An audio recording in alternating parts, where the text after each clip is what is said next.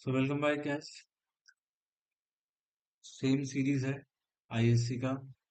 ये cash flow का second वाला और वाला क्वेश्चन है। आज हम लोग वो सॉल्व करने वाले हैं। ये जो क्वेश्चन है ये केस स्टडी के फॉर्म में दिया हुआ है, तो आप भी इसको कोशिश करें वैसे ही सॉल्व करने का। अननेसेसरीली इसमें से कैश फ्लो बना करके सारे आंसर्स को डिराइव करने का कोशिश ना करें, ये आपका फिजूल टाइम बर्बाद होगा। तो ये क्वेश्चन बहुत इजीली और जल्दी सॉल्व हो जाएगा, केस स्टडी के फॉर्म में है, लेकिन थोड़ा केयरफुल रहना। कुछ कुछ ट्रिक्स हैं यहाँ पे जो आपको सम करते वक्त दिखे। वापस से अपना जो रूल है, पहले क्वेश्चन को अच्छे से पढ़ेंगे, स्पेशली जो बैलेंस शीट, मतलब बैलेंस शीट तो नहीं बट एक बॉक्स अवेलेबल है क्वेश्चन में, आपको दिख रहा होगा एडिशनल इंफॉर्मेशन के ऊपर। ये बॉक्स को अच्छे से स्टडी करेंगे, इसी से बहुत कुछ पता चल जाएगा। जैसे कि सबसे पहला, शेयर को इशू किया गया है तो प्लस होगा। प्रीमियम का वैल्यू, वापस से यहाँ भी देखिए प्रीमियम का वैल्यू घट चुका है, तो हो सकता है कि यहाँ पे भी हमने प्रीमियम को कुछ काम में लगाया हो। अब वो क्या काम में लगाया वो मेरे को पता है, वो एडजस्टमेंट ए में भी लिखा हुआ है, लेकिन पहले एडजस्टमेंट ए में आने दीजिए फिर हम समझाएंगे। लेकिन बॉटम लाइन तो क्लियर है बेटा कि सिक्योरिटी प्रीमियम एग्जिस्ट नहीं करता है, हमने उसको किसी काम में लगा दिया है। अब आते हैं bank loan. Bank loan rise हुआ है, इसका मतलब प्रोसीड ऑफ बैंक लोन हुआ है, plus sign. Cash credit, cash credit एक शॉर्ट टर्म बोरोइंग है, ठीक है। उसमें भी आपको इंक्रीमेंट दिख रहा होगा, इसका मतलब वो भी प्रोसीड्स पे आता है तो प्लस होगा।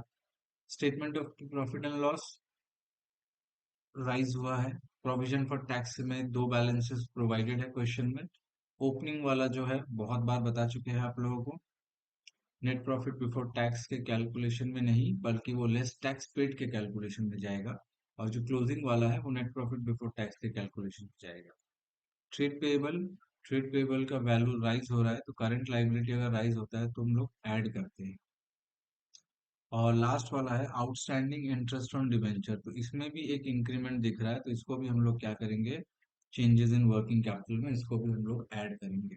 अब आते हैं हम लोग एडिशनल, बात करते हैं एडिशनल इंफॉर्मेशन के बारे में। क्या इंफॉर्मेशन अवेलेबल है? सबसे पहला इंफॉर्मेशन जो अवेलेबल है वो ये है कि हम लोगों ने बोनस शेयर इशू किया है इन द रेशियो 1:4।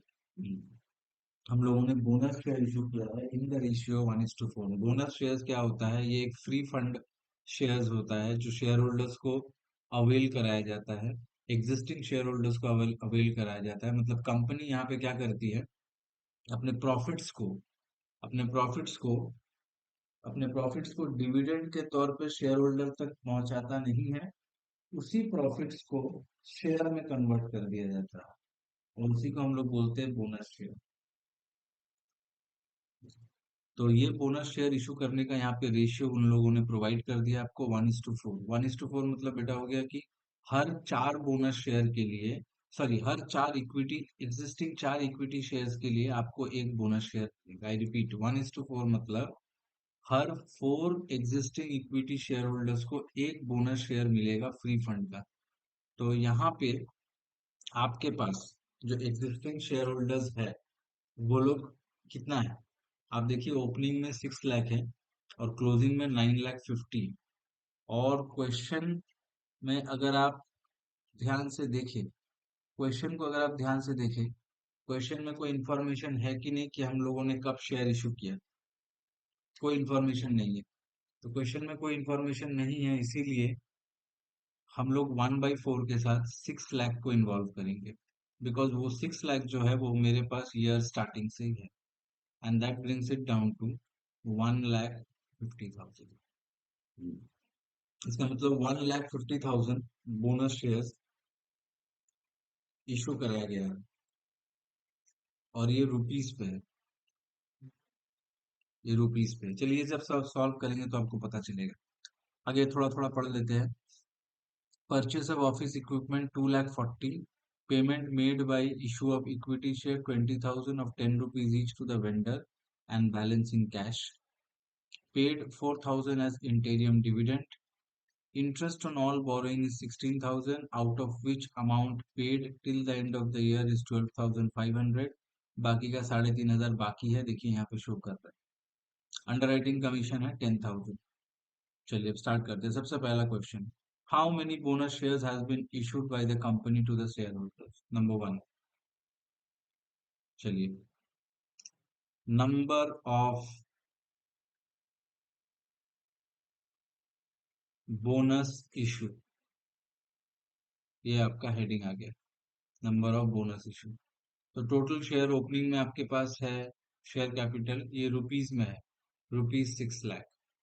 रेशियो है 1:4, इसका मतलब हर 4 इक्विटी शेयर के लिए एक bonus share, that comes to ₹1,50,000। Okay, now divided by 10, क्योंकि एक एक शेयर का कीमत ₹10 है, and that comes to 15,000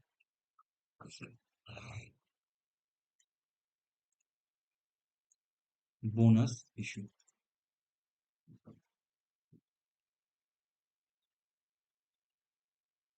okay, तो चलिए ये केस स्टडी का जो पहला वाला पोर्शन है वो हम लोगों ने सॉल्व कर दिया। Next portion, next question, what is companies net profit before tax. चलिए 2 नंबर, हेडिंग डालिए, नेट प्रॉफिट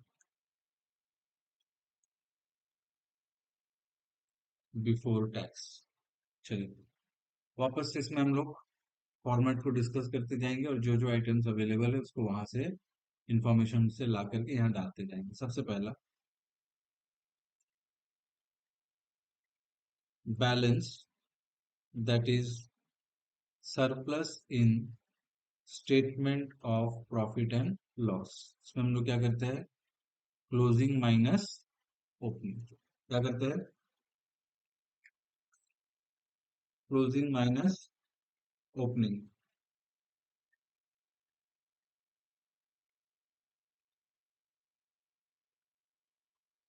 तो स्टेटमेंट ऑफ पीएल क्वेश्चन में अवेलेबल है आपके पास, देखिए हमने हाईलाइट कर दिया।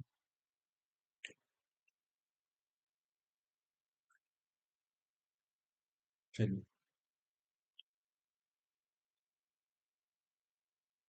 2 lakh minus 1,60,000, that comes to 40,000। Add transfer to reserve, पूरा क्वेश्चन में ऊपर से नीचे तक देख लो, आपको कोई ट्रांसफर टू रिजर्व नहीं दिखेगा। ठीक है, चलिए इसको स्किप करिए। नेक्स्ट क्या आता है, इंटीरियम डिविडेंड और प्रपोज डिविडेंड। अब आप क्वेश्चन को ध्यान से देखोगे तो क्वेश्चन में आपको एडजस्टमेंट नंबर 5 में ई में दिखेगा कि dividend of 15,000 proposed in the year 21-22 was declared and paid।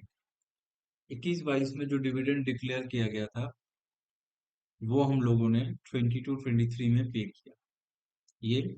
और एक इंटीरियम डिविडेंड आपको दिखेगा 4,000। चलिए दोनों को यहाँ लेकर के आइए,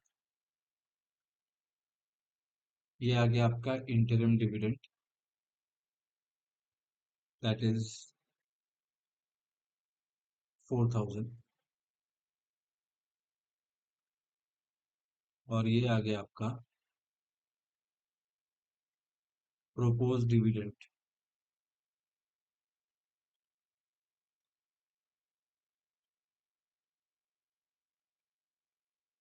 पेड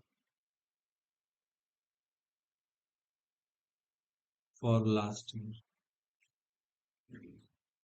अब इसका अमाउंट भी क्वेश्चन में अवेलेबल है, that is 15,000। Next, provision for taxation, that is also available in the question, that is also available, ये देखिए ये आपका है प्रोविजन फॉर टैक्सेशन। ठीक है, चलिए अब आते हैं यहाँ पे,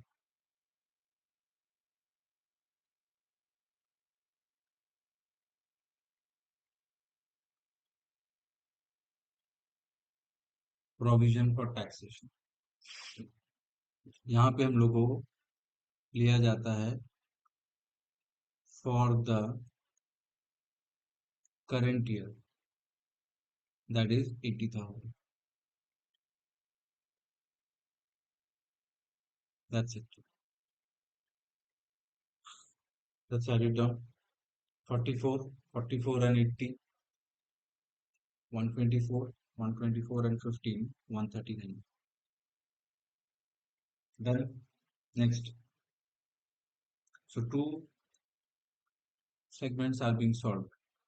दो सॉल्व हो गए. चलिए अब थर्ड पे आते हैं. What is cash flow from operating activity of the company before tax paid? So we are basically, the question is basically asking कि what is cash flow from operating activities after working capital. Okay. चलिए जो question मांगता है वो हम तो करके देंगे. बहुत इजी है अपने लिए, हम लोगों ने तो बहुत बार सीखा है इसको. चलिए स्टार्ट करिए. देखिए cash flow from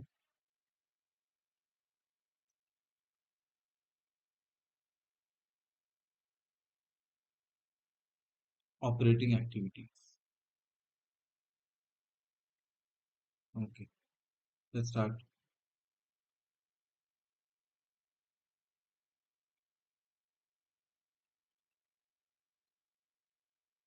net profit before tax 1,39,000.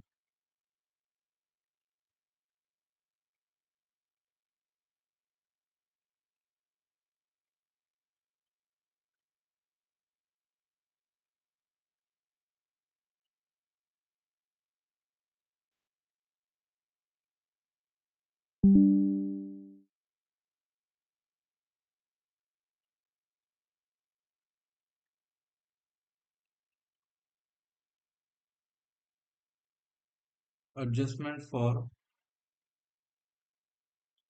Non cash and non operating items. Okay, adjustment for non cash and non operating item. चलिए इसमें सबसे पहला चीज जो आता है वो है depreciation and amortization. Now if you go through the question as whole, आपको कहीं पे भी एडजस्टमेंट ए तो हो गया. चलिए पहले जो जो एडजस्टमेंट हो गया उसको काट देते हैं. ए तो पूरा कर दिया हम लोगों ने, बोनस वाला था. और कुछ भी अवेलेबल नहीं है क्वेश्चन में. कोई भी एसेट सेल हुआ है या परचेस हुआ है, ऐसा कोई भी इंफॉर्मेशन क्वेश्चन में अवेलेबल नहीं. छोड़ दीजिए. एमोटाइज तो वहां से डेप्री वगैरह का भी कोई इंफॉर्मेशन नहीं है. वापस से अगर आप क्वेश्चन थोड़ा ध्यान से देखें तो कोई इंटेंजिबल एसेट अवेलेबल नहीं है क्वेश्चन में, तो इससे कोई एमोटाइजेशन भी नहीं निकल करके आता. लेकिन यहाँ दो दो लोन है. एक हो गया आपका बैंक लोन. आई रिपीट, एक हो गया आपका बैंक लोन. चलिए पुराने इन्फॉर्मेशन को इरेज कर देते तो थोड़ा सा आसान अच्छा लगेगा, आपको क्लियर विजन मिलेगा. ये देखिए, आपको बैंक लोन दिख रहा होगा और आपको कैश क्रेडिट दिख रहा होगा. डिवेंचर नहीं है लेकिन बैंक लोन और कैश क्रेडिट है. इन दोनों लोन्स पे इंटरेस्ट का एक कैलकुलेशन होता है और वो देखिए एडजस्टमेंट डी में provided. Interest on all borrowings were 16,000. दिखा आपको? Interest on all borrowings was 16,000, out of which amount paid till date was 12,500. So our matter of concern is 12,500, not 16,000. Because cash flow में उन्हीं चीजों को record किया जाता है जो जो एक्चुअली आउटफ्लो और इनफ्लो में इन्वॉल्व है. ठीक है, तो चलिए स्टार्ट करिए. यहाँ लिखिए इंटरेस्ट ऑन बोरोइंग्स 12,500.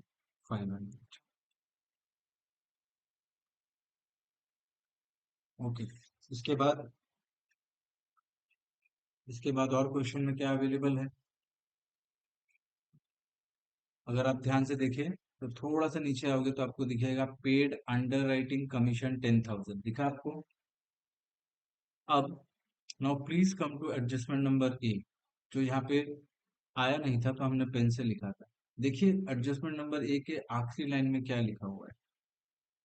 आखिरी लाइन में क्लियरली लिखा हुआ है कि ये जो आपने फ्रेश इशू किया है, आई रिपीट, ये जो आपने फ्रेश इशू किया है बोनस शेयर, ठीक है, उसका पैसा कहाँ से आया है? Security premium. कहाँ से वो पैसा आया है? अब सिक्योरिटी प्रीमियम से वो पैसा आया है। अब थोड़ा सा ध्यान से देखिए, तो जो बोनस शेयर्स हम लोगों ने इशू किया था, आई रिपीट, जो बोनस शेयर्स हम लोगों ने इशू किया था, वो उसका फेस वैल्यू था 1,50,000, इजंट इट? ओके। और अपने पास सिक्योरिटी प्रीमियम में कितना है? 1,60,000। तो माइनस करने के बाद भी सिक्योरिटी प्रीमियम में कितना बैलेंस बचता है? 10,000। और पता है आपको ये 10,000 का क्या यूज हुआ है? इसको अंडरराइटिंग कमीशन को राइट ऑफ करने के लिए यूज किया गया है। इसीलिए हम लोगों ने इस सम को चूज किया। जैसे एग्जैक्टली लास्ट सम जैसे ही है, कैपिटल लॉस था तो पहले सिक्योरिटी प्रीमियम से राइट ऑफ होगा, वैसे ही कंसेप्ट यहाँ पे भी है। इसीलिए अंडरराइटिंग कमीशन ऑपरेटिंग एक्टिविटी में ऐड नहीं होगा, बिकॉज सिक्योरिटी प्रीमियम में 10,000 था और अंडरराइटिंग कमीशन भी 10,000 था, तो दोनों आपस में सेटअप हो गया। ठीक है। चलिए, अब क्योंकि ये 1 मार्क्स का सम है, तो इसमें अपने को फॉर्मेट का ज्यादा माथा पीछे नहीं करना है, अपने को फटाफट सम करके आंसर निकालना है। तो हम लोग डायरेक्टली यहाँ पे करंट एसेट और करंट लाइबिलिटी सॉल्व कर लेंगे। तो अगर आप ध्यान से देखोगे, तो आपके क्वेश्चन में करंट लाइबिलिटी के नाम पे है ट्रेड पेएबल और आउटस्टैंडिंग, यही दो ही चीज है, और कोई भी करंट एसेट नहीं है। और दोनों का वैल्यू क्या हो रहा है? राइज हो रहा है। तो दोनों ही क्या होगा? प्लस होगा। करेक्ट। दोनों का वैल्यू राइज हो रहा है तो दोनों प्लस होगा। देखिए, चलिए यहाँ लिख रहे हैं हम, ध्यान से देखिए। एक हेडिंग सिर्फ डाल दीजिए, चेंजेस इन वर्किंग कैपिटल। चलिए आइए फटाफट डालिए। इंक्रीज इन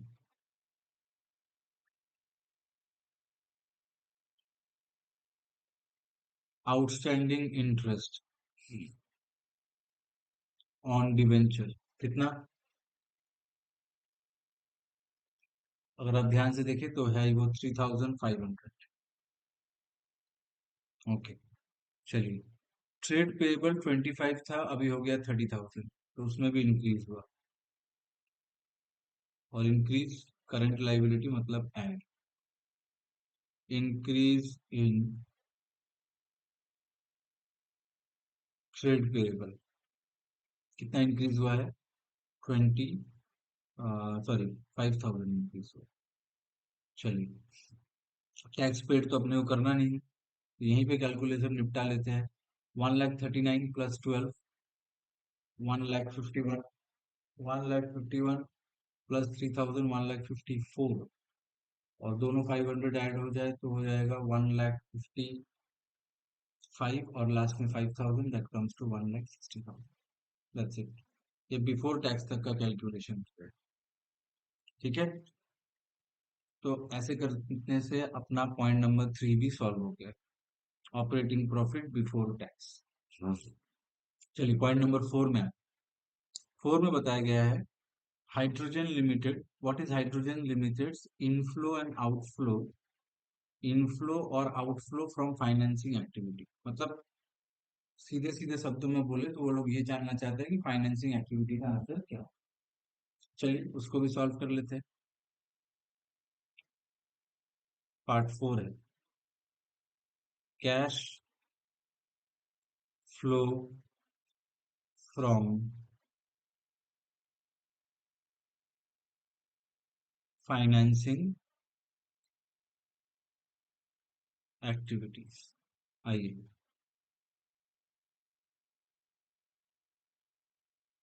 चलिए सबसे पहले इन्वॉल्व करते हैं इस पे। क्वेश्चन पे आइए, देखिए, शेयर कैपिटल बढ़ा है या घटा है? शेयर कैपिटल बढ़ा है या घटा है?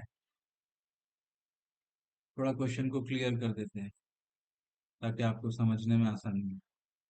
आइए ध्यान से देखिए, अब जो जो जरूरी है उन सब चीजों को ही सिर्फ टिक करेंगे।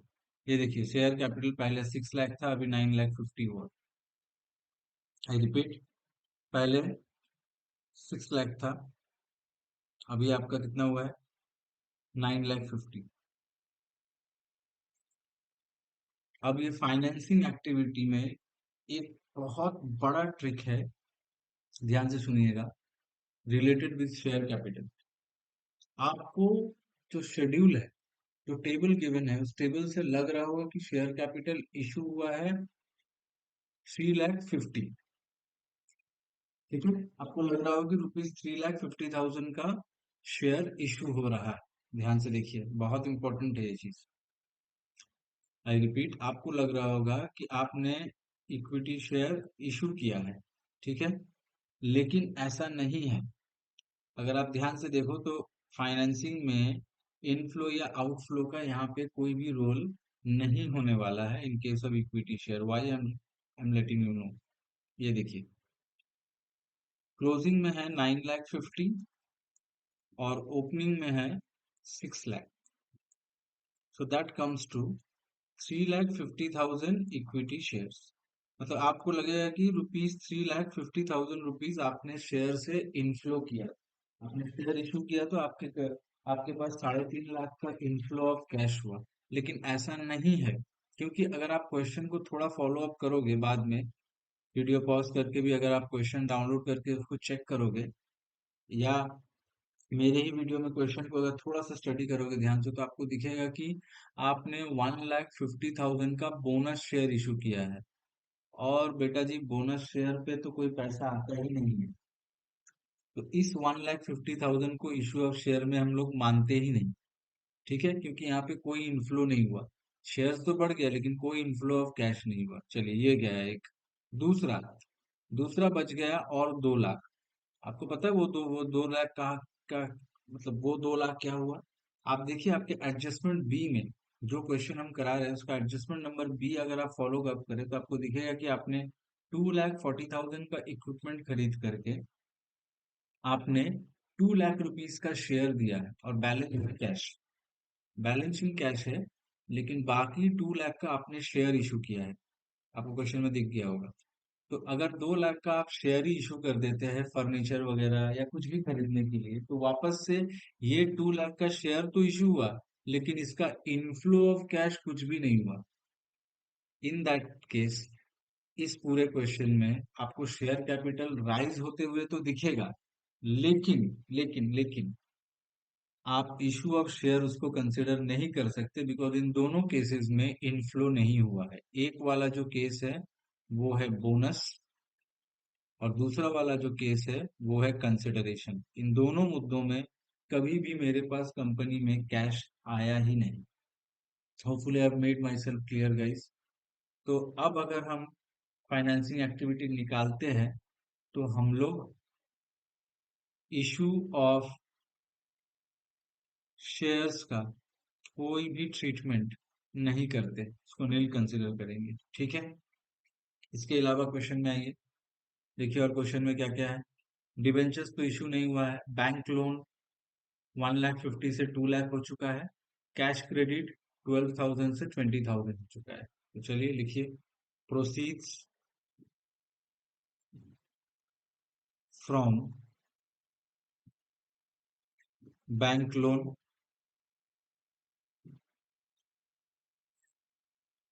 Proceeds from cash credit.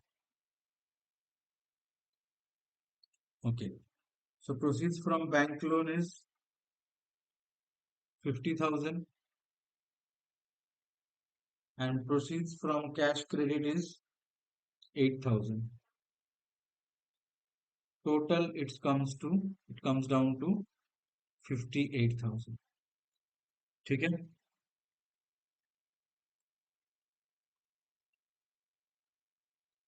समझ में आया? कोई दिक्कत?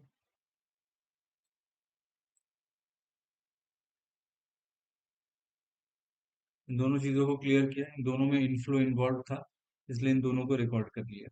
चलिए आगे बढ़ते हैं। आगे क्वेश्चन में क्या दिख रहा है अपने को? हमने इंटरेस्ट पे किया, प्रोपोज डिविडेंड पे किया, इंटीरियम डिविडेंड पे किया।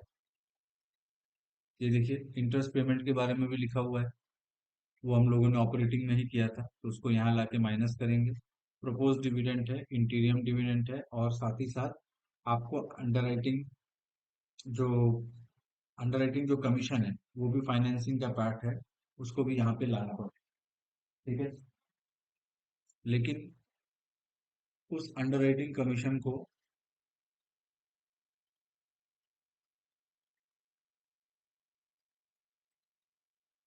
चलो तो चलिए, आ, ये दो आइटम प्लस हो गए। अब हम लोग आगे बढ़ते हैं। Interest paid, interest paid on borrowings, चाहे वो शॉर्ट टर्म हो या लॉन्ग टर्म हो, दोनों मिला करके अपने को इंटरेस्ट कितना आ रहा था वो चेक कर लेते हैं। 16,000, जिसमें से 12,500 ही पेड हुआ है। चलिए, इंटरेस्ट पेड हो गया माइनस। अब आगे बढ़ते हैं। आगे अपने को क्या मिलेगा? Under writing commission,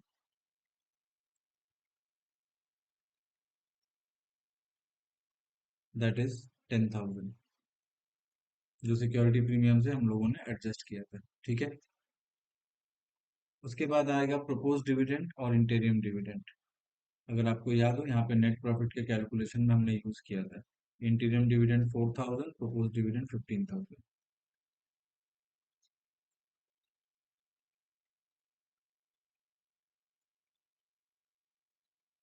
interim dividend 4,000,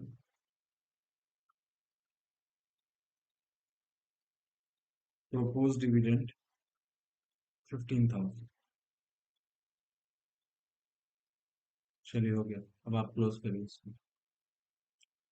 तो यहाँ पे 15 और 10 25, 25 और 4 29, 29 और 12 41,500, 58,000 माइनस 41,500।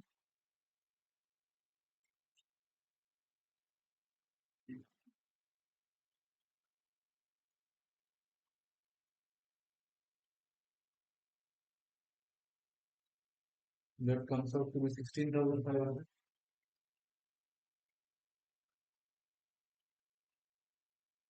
Net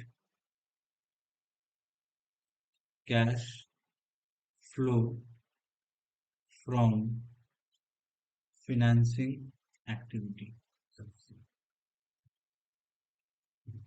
ओके, ये हो गया फोर्थ। अब next, fifth and sixth. Give inflow and outflow of cash from investing activities.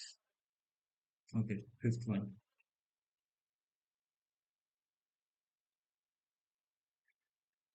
Cash flow from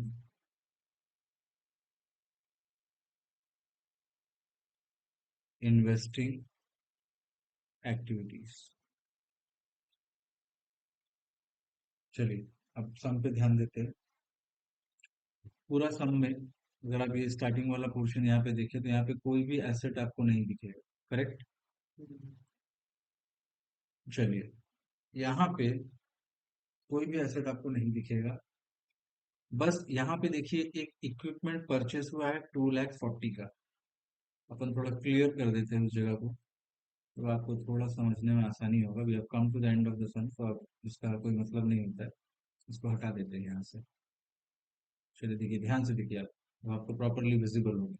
ध्यान से देखिए, यहाँ पे लिखा हुआ है कि आपने एक इक्विपमेंट परचेस किया 2,40,000 का, जिसमें से 2 लाख रुपीज का शेयर्स दे दिया कंसिडरेशन में, और बाकी का कैश। तो इसका मतलब इस मशीन को खरीदने में आपके कंपनी से कैश के तौर पे बस 40,000 ही निकला है। यस और नो? बस 40,000 ही निकला है। In that sense, it means it means we will only write purchase of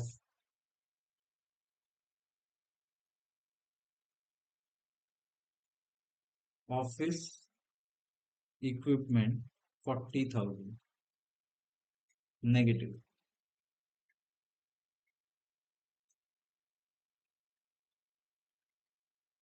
net cash used, net cash used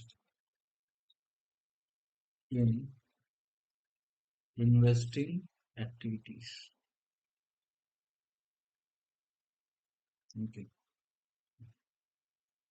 last one, board of director of Hydrogen Limited proposed dividend 30,000 at the end of the year 22-23. Okay. State with reason the disclosure or non-disclosure. हाँ, तो ये non-disclosure of this dividend in cash flow statement for the year 22-23. Okay. Because ये तो evident है कि propose dividend में ये rule है, पहला बात यहाँ पे यही पूछा गया है कि इसको डिस्क्लोज किया जाए या नहीं, डिस्क्लोज, इसको डिस्क्लोज नहीं किया जाता है, क्योंकि जो भी आप लास्ट ईयर प्रपोज करते हो वो करंट ईयर में पे करते हो, और जो आप करंट ईयर प्रपोज करते हो वो आप नेक्स्ट ईयर पे करोगे, इसीलिए ये कैश फ्लो में रेलेवेंट नहीं है, this will not appear under cash flow.